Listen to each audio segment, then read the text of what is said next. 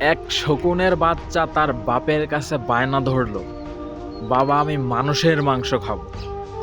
শকুন বলল, ঠিক আছে বেটা, সন্ধ্যার সময় এনে দেব। শকুন উড়ে গেল আর আসার সময় মুখে এক টুকরা শূকরের মাংস নিয়ে এসে বাসায় রাখলো। বাচ্চা বলল, বাবা এটা তো শূকরের মাংস, আমি মানুষের মাংস খেতে চাই। বাপ বলল, অপেক্ষা কর বাবা। শকুনটা আবার উড়ে গেল আর আসার সময় এক মরা গরুর মাংস নিয়ে এলো। বাচ্চা বলল, আরে এটা তো গরুর মাংস নিয়ে এসেছো, মানুষের মাংস কোথায়? এবার শকুনটা দুটো টুকরা একসাথে মুখে নিয়ে উড়াল দিল আর শূকরের মাংসটি একটা মসজিদের পাশে আর গরুর মাংস একটা মন্দিরের পাশে ফেলে দিয়ে চলে এলো। কিছুক্ষণের মধ্যেই সেখানে শুরু হলো দাঙ্গা। কয়েকশো মানুষের লাশ পড়ে গেল।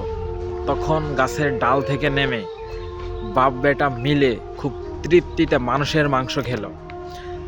বাচ্চাটা খেতে খেতে জিজ্ঞেস করেছে, বাবা এত মানুষের মাংস ওখানে কি করে এলো?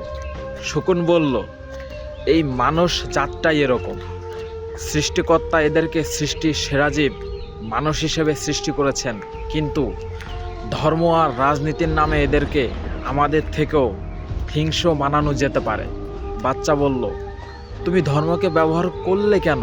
কতগুলো নিরীহ লোক মারা গেল, রাজনীতি করলেই তো পারতে। বাবা হেসে উত্তর দিল, তাতেও নিরীহ লোকগুলো মারা পড়তো। ধর্মটা আবেগের জায়গা, তাই ফলাফলটাও তাৎক্ষণিক।